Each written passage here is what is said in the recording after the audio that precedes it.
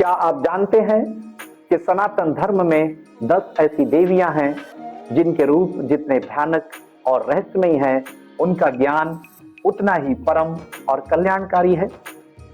तंत्र साधना की दुनिया में इन्हें 10 महाविद्या कहा जाता है।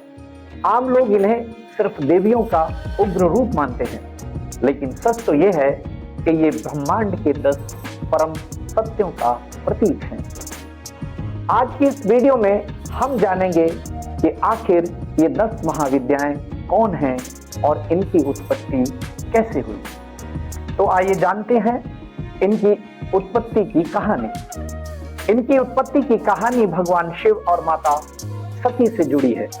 पौराणिक कथाओं के अनुसार जब माता सती ने अपने पिता दक्ष के यज्ञ में जाने की जिद की, तो शिव जी ने उन्हें मना कर दिया। क्रोधित होकर सती ने अपना आदिशक्ति रूप धारण कर लिया।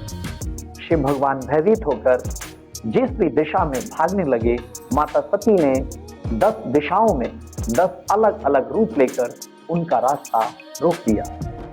यही 10 रूप 10 महाविद्याएं कहलाती हैं, जिन्होंने शिव जी को ब्रह्मांड के सर्वोच्च ज्ञान का बोध कराया। इन 10 महाविद्याओं में सबसे पहली है माँ काली, यानी काल की स्वामिनी। सबसे पहली महाविद्या है माँ काली। ये समय, टाइम और विनाश की देवी है। इनका काला रंग हमें सिखाता है कि अंत में सब कुछ इसी अंधकार में विलीन हो जाना है। ये मृत्यु के भय को मिटाती है। दूसरी है माँ तारा। माँ तारा यानी तारणहार। नीले रंग की ये देवी संकटों के सागर से पार लगाने वाली यानी तारिणी है। ये साधक को परम ज्ञान देती है। तीसरी है माँ त्रिपुर सुंदरी, सौंदर्य की देवी। ये तीसरी महाविद्या है। माँ त्रिपुर सुंदरी या ललिता, ये ब्रह्मांड की सबसे सुंदर देवी है, जो ये बताती है कि अध्यात्म में सुंदर होना और जीवन का आनंद लेना भी शामिल है। माँ भुवनेश्वरी, सृष्टि की रानी। चौथी है माँ भुवनेश्वरी। ये पूरे ब्रह्मांड यानी यूनिवर्स की स्वामिनी है, जो हमें भौतिक सुख और ऐश्वर्य प्रदान करती है। माँ भैरवी, तेजस्वी शक्ति।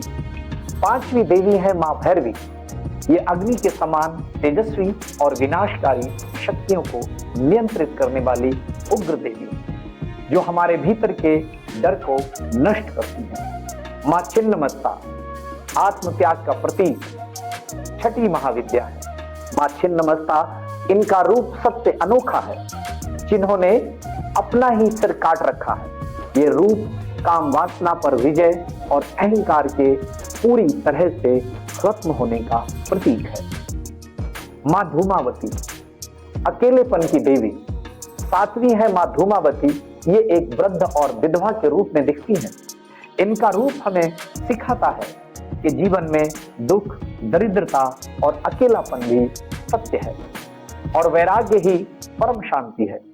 माँ बगुलामुखी, शत्रुनाशिनी।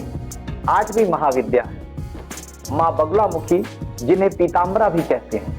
ये शत्रुओं की बोलती बंद करने और मुकदमों या विवादों में जीत दिलाने वाली इस संबंध शक्ति है। 9वीं है माँ मातंगी, कला और वाणी। माँ मातंगी, जिन्हें तंत्र की सरस्वती कहा जाता है। ये कला, संगीत और बुद्धिमता की देवी है, जो गृहस्थ जीवन को सुखी बनाती है। माँ कमला, समृद्धि की देवी। और 10वीं महाविद्या है माँ कमला, जो तंत्र की लक्ष्मी है।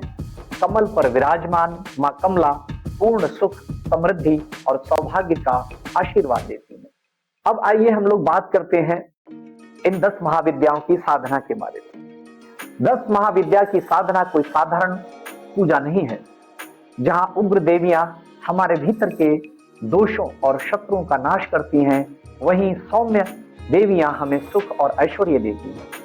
तांत्रिक साधनाओं में इनका महत्व सबसे ऊपर है, लेकिन याद रहे, इनकी साधना अत्यंत गुप्त और कठिन होती है, जिसे बिना किसी योग्य गुरु के मार्गदर्शन के कभी नहीं करना चाहिए। तो ये थी ब्रह्मांड की वो 10 महाशक्तियां, जो हमें विनाश से लेकर परम मोक्ष तक का रास्ता दिखाती है। आपको माता का कौन सा स्वरूप सबसे ज्यादा रहस्यमय लगा, कमेंट करके जरूर बताएं। अगर वीडियो अच्छी लगी हो तो इसे लाइक करें, अपने मित्रों के साथ शेयर करें और ऐसी ही आध्यात्मिक जानकारियों के लिए हमारे चैनल को सब्सक्राइब जरूर करें और कमेंट में जय मां आदिशक्ति अवश्य लिखें। आप स्वस्थ रहें, मस्त रहें, व्यस्त रहें, पर अस्त व्यस्त ना रहें। जय श्री राम, जय श्री हनुमान।